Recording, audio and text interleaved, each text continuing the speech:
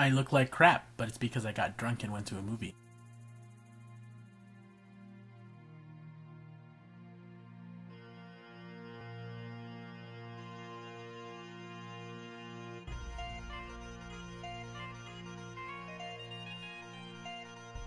So as you can probably tell, I changed. Enjoying the TV and enjoying my friend, Angelica, who met me at my work and I forced her to come up to my window that I sit next to and look at the Capitol Records building. And it's beautiful. It's beautiful up there. Love the view. We went to The Well, which is a bar just downstairs, and got some drinks, then walked over to the ArcLight, and then got some movie tickets, and watched a movie called August Rush. Now, before I spoil anything for anyone, just remember this is a review by me, so it's going to be a little bit abstract. I won't give away the plot holes or plot anythings, but I will tell you what my general impression of the movie was. The movie was a B- for me. It was B- because I was expecting a lot more, and that's what I don't like about expectations for movies. When you expect a lot and then you don't receive it, you're kind of disappointed. This, to me, was very similar to Across the Universe. For those of you who haven't seen Across the Universe, it's a story about an English boy named Jude who goes to America to meet his father, finds Lucy, in the sky with diamonds, and it's remarkable in the way that it uses Beatles songs to tell a story, but it's remarkably canned, so it makes it so that the characters' names are so convenient that you can segue into songs like Hey Jude, Hey Jude, and Lucy in the Sky with Diamonds, and stuff like that. Something in the way she moves reminds me like no other lover. Something in the way she moves me. I don't want to leave her now. I don't even need her now. Okay, I did mess up the words, but please don't kill me. This movie does not have as good of a soundtrack. Of course, you're going to be drawn in by Beatles songs a lot of the times, but this one, although it had a strong soundtrack, it had a quality in which you knew this was scored by some professional. It sounded too Hollywoody.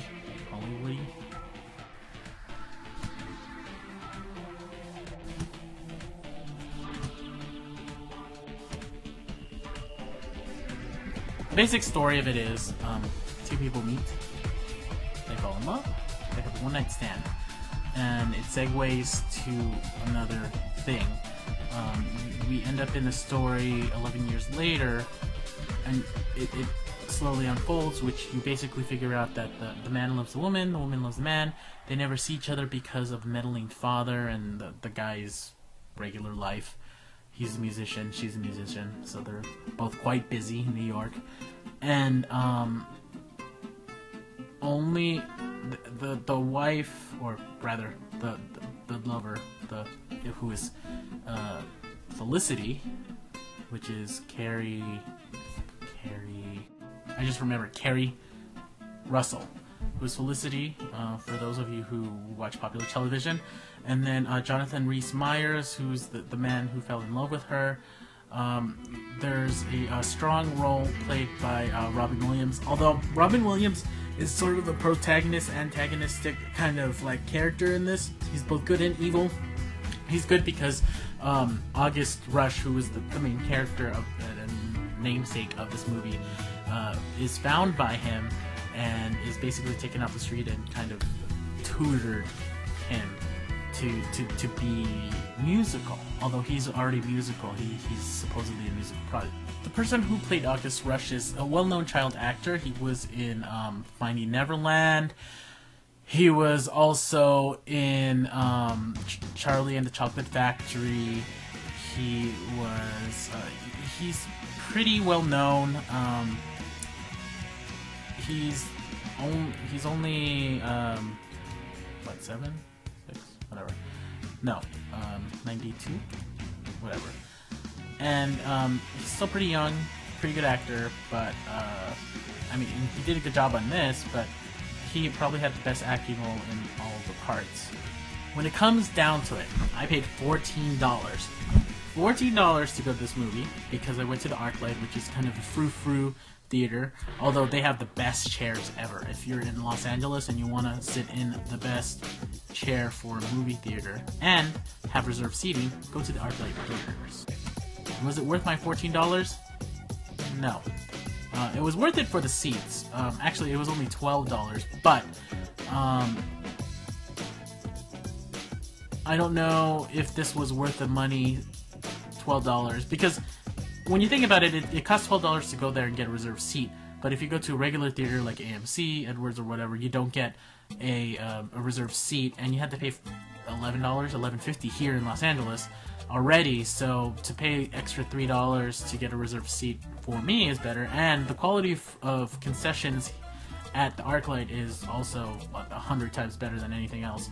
You can get a chicken baguette, apple flavored or pesto, and then you can have barbecue sauce or whatever. So you have, like, I guess it's a Hollywood thing. Yeah.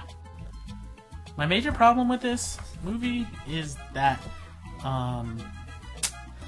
I predicted the ending about 45 minutes before the end of the movie, which is bad. It was a little bit too predictable. The song choice was not as good, although the songs played by August Rush was really, really well done. The other music, it was a mix of rock and cello, so rock and classical music was okay. Could have been better. I mean, again, this is like finding, absolutely, oh gosh, Across the Universe, because it wants to draw you in, but this one didn't. Across the Universe drew me in with music, this one didn't. I think if the music was a little bit better, then I would definitely recommend this to everyone. It's probably a pretty good rental movie, but I'm not sure if it's worth the $10 or $20 you have to spend to actually go watch this film. Okay, that's it. That's a really long vlog, 7 minutes. This is Ryan the Tail's End, signing off.